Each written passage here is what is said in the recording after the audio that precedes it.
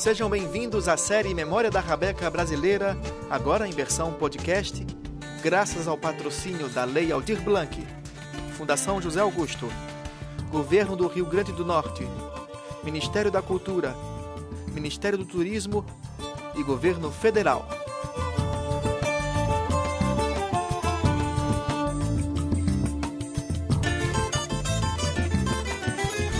Capítulo 1. Com quantos bois se tange uma rabeca?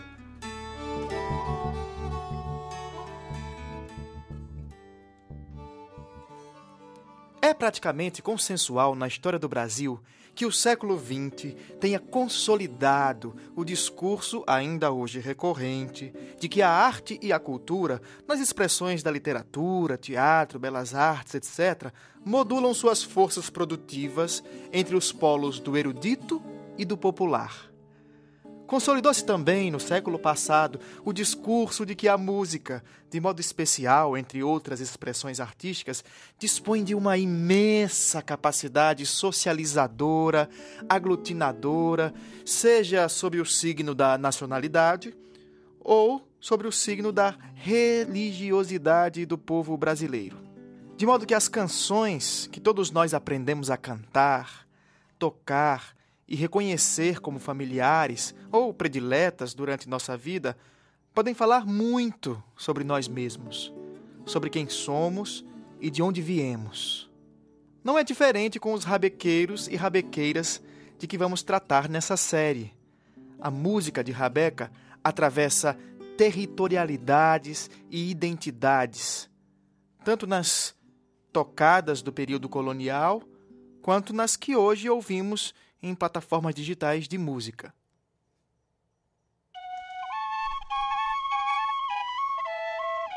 Saudações, minha gente! Eu sou Caio Padilha e esse é o nosso primeiro de 8 episódios especiais da série iniciada em abril de 2020 no YouTube, em parceria com a Láfia Filmes de Marcuse de França. Lá, nós entrevistamos, em transmissões mensais e ao vivo, mais de 30 especialistas, totalizando mais de 20 horas de conteúdo sobre música de rabeca no Brasil.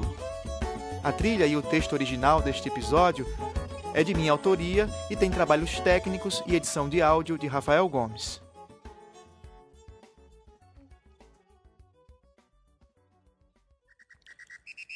O boi, figura de expressão cultural no Brasil, remonta a algumas das formas simbólicas de antiquíssimos temas da humanidade, tais como a morte e a ressurreição, o sagrado e o profano, a conduta e o castigo, e ainda outras camadas de representação presentes em folguedos populares e danças dramáticas pelo mundo afora.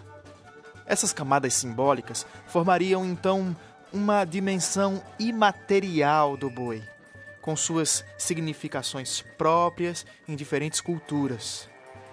Trata-se de um patrimônio impalpável, que está ligado aos saberes, representações e modos de vida. Já em sua dimensão material, a dança dramática de boi no Brasil também dispõe de adereços, figurinos, objetos e instrumentos musicais tradicionalmente usados na brincadeira, como é o caso da rabeca. Ao mesmo tempo em que na pecuária, propriamente dita, desde a economia colonial, o pastoreio do boi participou da expansão dos domínios territoriais, expulsando e dizimando povos originários no sertão pelo Brasil adentro. Pois bem, seja como consequência de expansão colonizadora, seja como fonte vital de criação simbólica e transcendência, ou mesmo como manifestação ritual de religiosidade e drama, a rabeca, nas expressões culturais do boi, configura um canal de fruição e difusão musical que é recorrente em diversas regiões do Brasil. O boi participa, portanto, com esse lastro material e imaterial, de um imaginário social em torno da rabeca brasileira, cujos elementos musicais, que seriam de tradição ibérica, passaram por apropriações e reinvenções culturais nativas desde o século XVI. É como diz o professor Agostinho Lima, da UFRN, que está entre os principais pesquisadores de rabeca em nosso país. Abre aspas.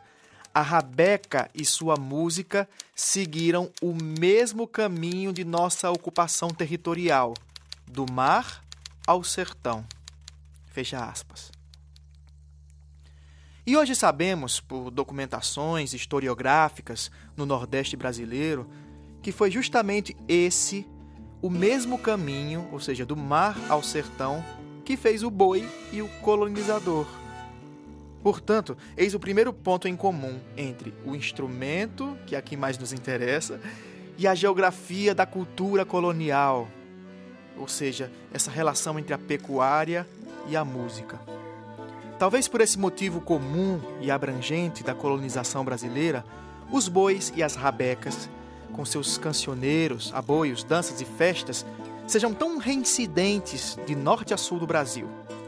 E tanto nos folguedos quanto na poesia de tradição oral, é inegável que o boi se relaciona bastante com a música de rabeca, sendo frequentemente referenciado como parte de um repertório importante, de uma linguagem, uma identidade social partilhada entre rabequeiros.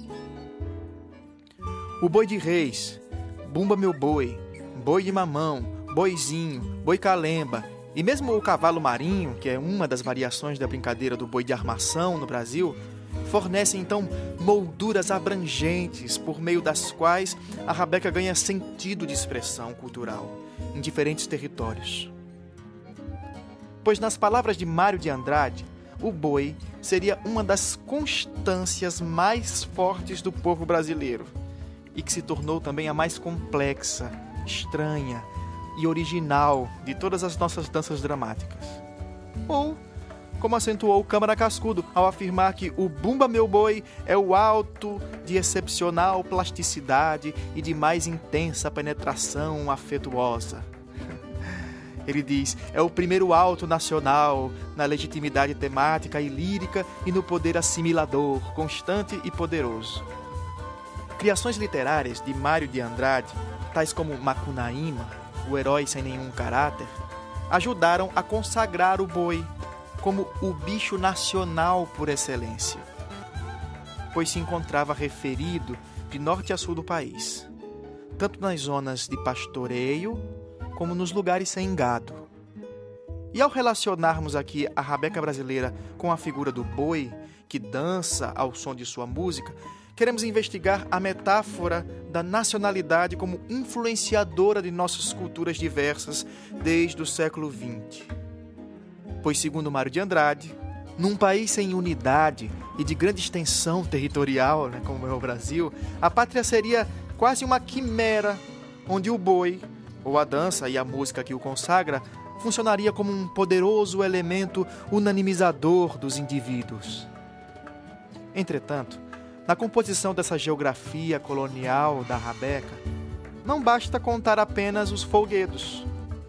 Para abranger todos os toques de rabeca na chamada cultura popular, existem muitas invenções ligadas ao boi, que passam ao largo das danças dramáticas e dos festejos comunitários, ou dos rituais coletivos, celebrações populares. O boi também é tema de criações, digamos, autorais, individualizadas na cultura poético-musical da rabeca brasileira. O próprio Mário de Andrade ilustra essa íntima relação entre o boi e a criação da música por rabequeiros, ao relatar o encontro que teve com um músico na zona da mata pernambucana. Na ocasião, com os sons reproduzidos em seu instrumento, o tal rabequeiro comentava ao pesquisador a sua criação musical. Isso lá no final da década de 20.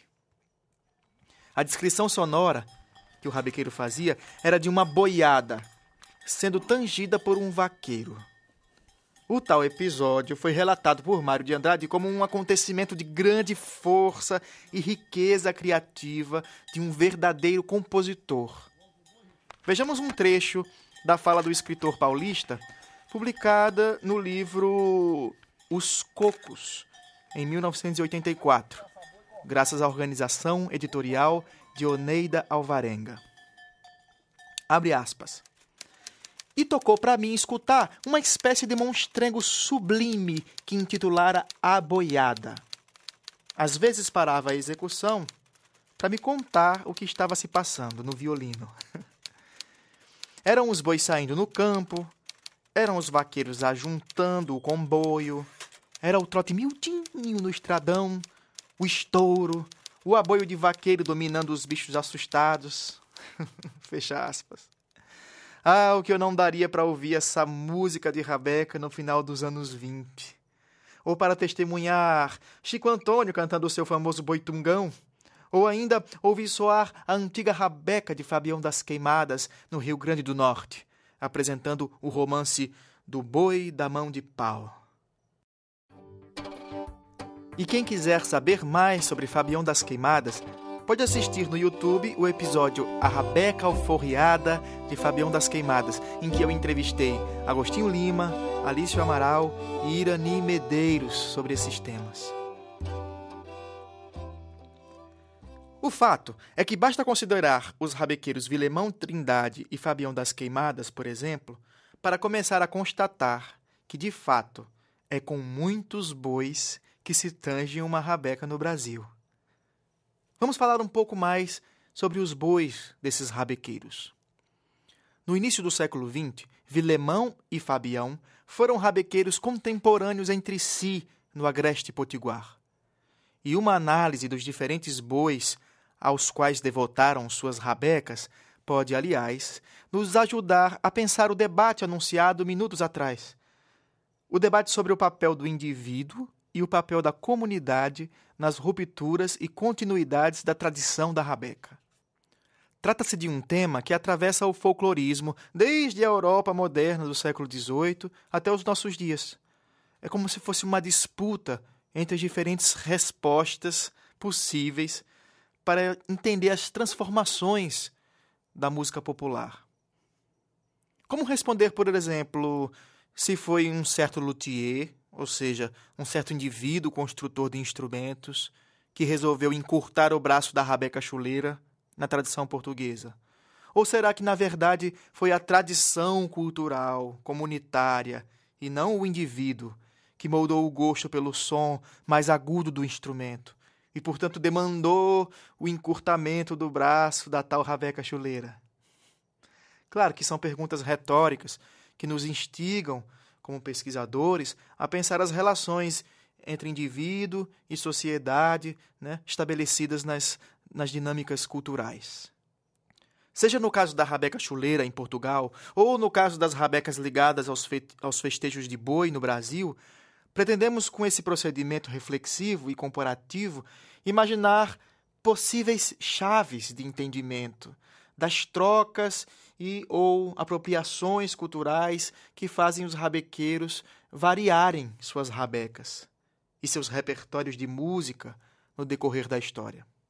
Seja nos folguedos populares, como o Boi de Fontes, em que tocava Vilemão Trindade, ou seja na rabeca de romanceiros, como a de Fabião das Queimadas, nós podemos propor alguns estudos de caso, em que as modulações entre indivíduo e comunidade possam ajudar a responder se a tradição cultural da música de boi conforma e limita a criatividade do rabequeiro, ou se é ela mesma, a tradição, que nos convida à invenção de novas formas musicais na rabeca. Claro que, provavelmente, os dois lados estejam implicados nesses movimentos, Mas adoraríamos saber mais detalhes dessa reciprocidade, entre comunidade e indivíduo na música de rabeca. Mas, por enquanto, voltemos aos respectivos usos da rabeca no boi de Vilemão e no boi de Fabião. Seriam eles duas referências primeiras da documentação historiográfica, etnográfica, que nos permitiriam pensar os tipos de rabequeiros que hoje são muito celebrados no Brasil. Rabequeiros tais como o mestre alagoano Nelson da Rabeca, que estaria mais próximo do tipo Fabião, ou seja, um rabequeiro solista, criador, compositor, e também o mestre pernambucano Luiz Paixão, que, ao contrário, estaria mais próximo ao tipo Vilemão, digamos, né, guardião do repertório de folguedo e dos festejos comunitários. E se escolhemos Vilemão e Fabião como exemplos matriciais dessa tipificação ideal, é por dois motivos principais. Primeiro, pelo recorte temporal, como já dissemos, né? Uma vez que eles foram rabequeiros contemporâneos no agreste do Rio Grande do Norte, na virada do século XIX para o século XX. E segundo, por um recorte documental, pois ambos fizeram parte do colecionamento de expressões culturais documentadas e classificadas por Câmara Cascudo e Mário de Andrade em diferentes modos e ocasiões de suas pesquisas.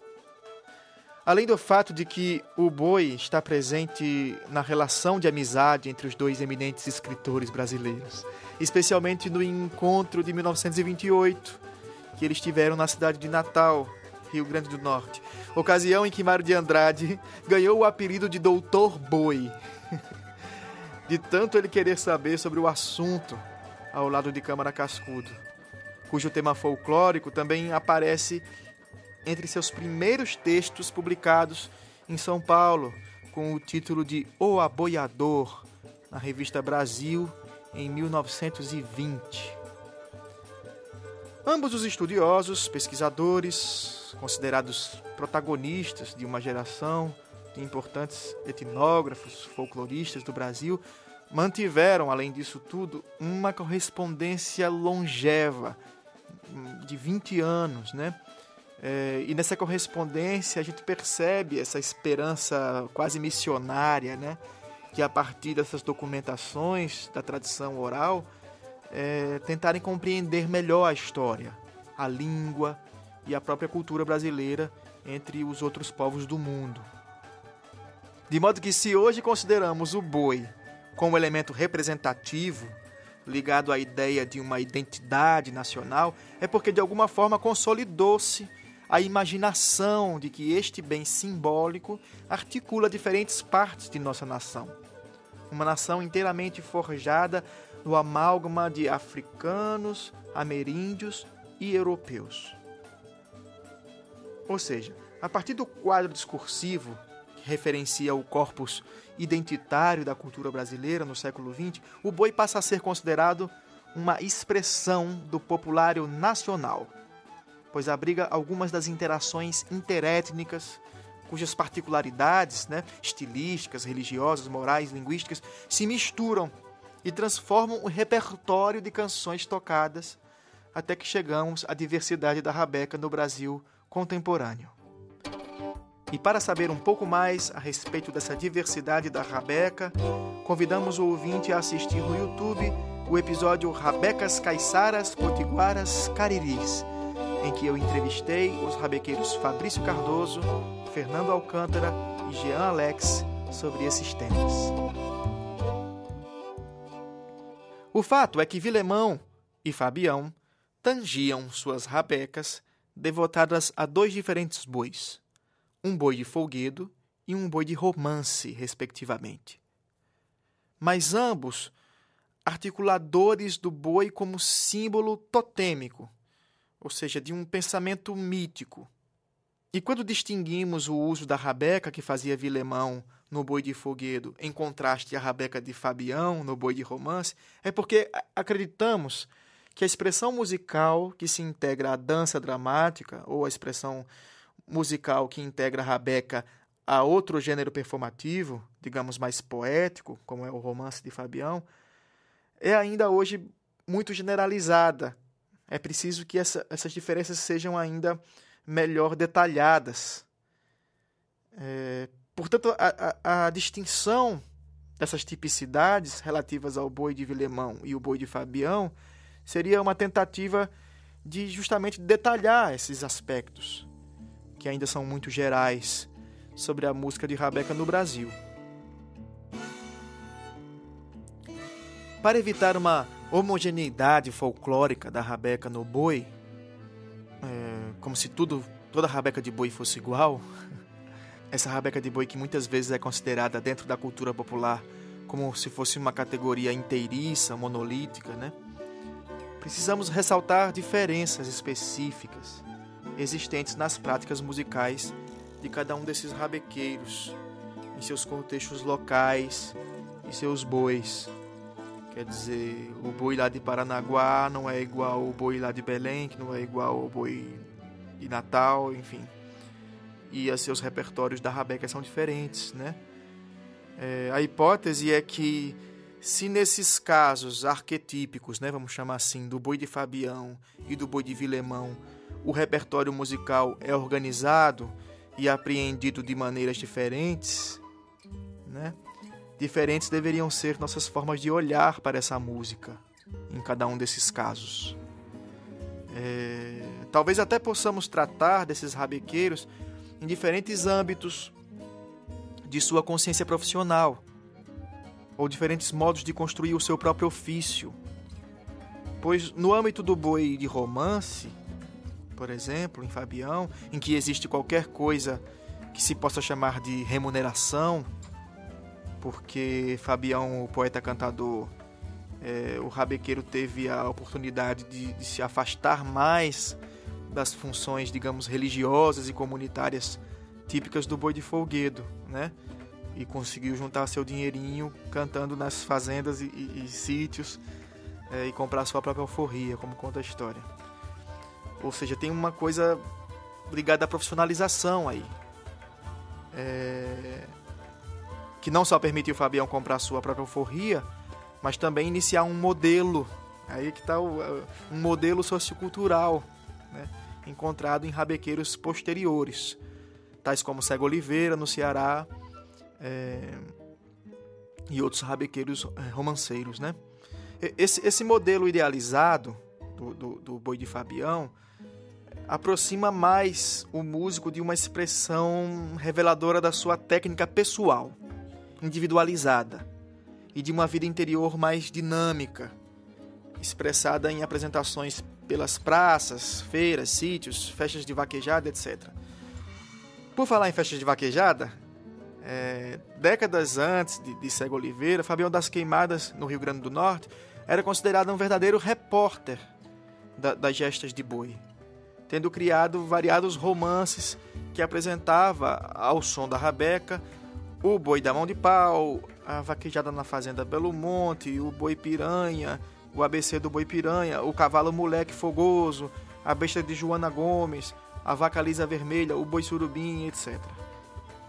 Inclusive este último, o boi surubim, foi tema de comentários de Mário de Andrade por ocasião da publicação do livro Vaqueiros e Cantadores, em que Câmara Cascudo dedica o capítulo a Fabião das Queimadas. Diferentemente desses bois de romance e suas formas recitativas e musicais da oralidade poética em rabequeiros cantadores, os bois de folguedo apresentam outras características, e vamos registrar aqui algumas delas. As brincadeiras de boi pelo Brasil costumam modular entre os elementos do sagrado e do profano, referenciados na cultura colonial. E tanto em modos musicais quanto coreográficos, o Boi de Reis, por exemplo, conta com a mobilização de inúmeras representações de figuras do drama cênico, né, que são disponibilizadas e partilhadas para uma brincadeira coletiva. O rabequeiro, portanto, participa como sustentador melódico dos versos que são cantados e dançados, né? E o rabequeiro vai fazendo coro a isso, introduções, entremeios, etc. E quem tiver mais interesse sobre esse tema pode assistir no YouTube o episódio Cantares e Dançares da Rabeca Brasileira, onde eu entrevistei os rabequeiros Antônio Nóbrega, Aurélio Domingues e Maciel Salu sobre esses assuntos. Se para a pesquisadora Elizabeth Travassos a reflexão Mário de Andradiana sobre música popular no Brasil vinculou-se ao problema mais amplo da oposição entre indivíduo e sociedade, poderíamos pensar a música de rabeca no Boi de Vilemão e no Boi de Fabião como dispositivos de análise desse debate. Já sobre o encontro de Mário e Cascudo, com 2 diferentes rabequeiros no Agreste Potiguar, poderíamos propor uma história antropológica das diferentes fontes e documentações que formaram esse quadro discursivo sobre rabeca vinculada ao boi no Brasil. O que esses casos nos teriam a dizer sobre os modos com que a geração de folcloristas do início do século XX gestaram um interesse posterior da etnomusicologia pela rabeca brasileira?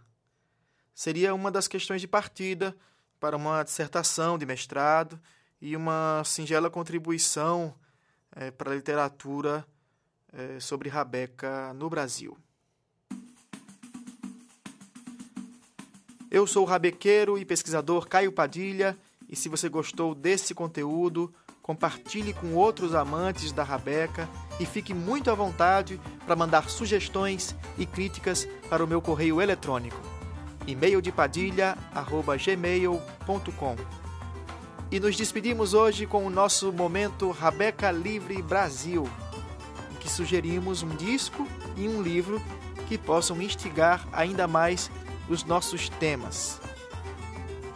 Hoje eu vou indicar para vocês o CD de 2009 de Ciba Veloso e Roberto Correia, e também o livro de Jorge Linenburg, de 2017, intitulado As Rabecas Brasileiras, na obra de Mário de Andrade. Fique agora com a saudação dos rabequeiros e rabequeiras do grupo Rabeca Livre Brasil, um grupo do WhatsApp com quase 200 integrantes.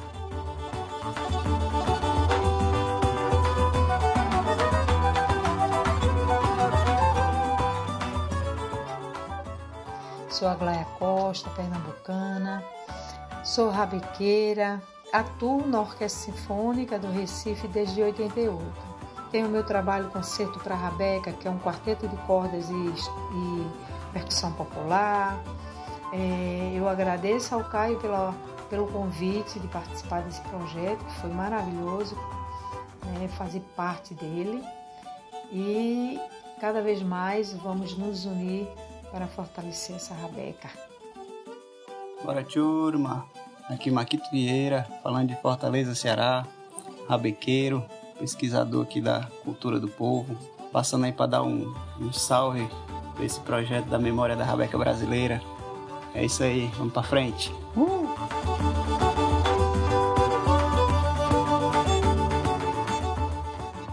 Salve, meu povo! Meu nome é Léo Correia, eu sou nascido e criado em São Paulo, mais precisamente ali no bairro da Vila Madalena. Hoje eu me encontro morando na França e aqui eu desenvolvo um trabalho voltado ao forró de rabeca. E é isso aí, deixo um forte abraço, parabéns aí pela iniciativa, pelo projeto Memórias da Rabeca Brasileira, e seguimos aí perpetuando e levando esse instrumento maravilhoso para o mundo. Tchau, tchau.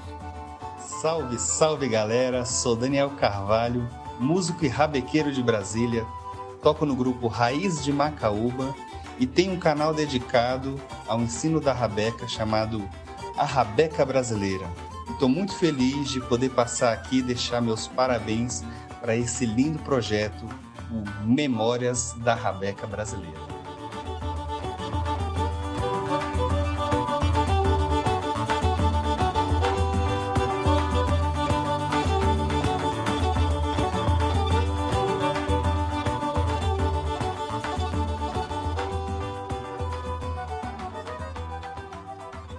Essa série especial de podcast está sendo viabilizada graças ao patrocínio da Lei Aldir Blanc, Fundação José Augusto, Governo do Rio Grande do Norte, Ministério da Cultura, Ministério do Turismo e Governo Federal.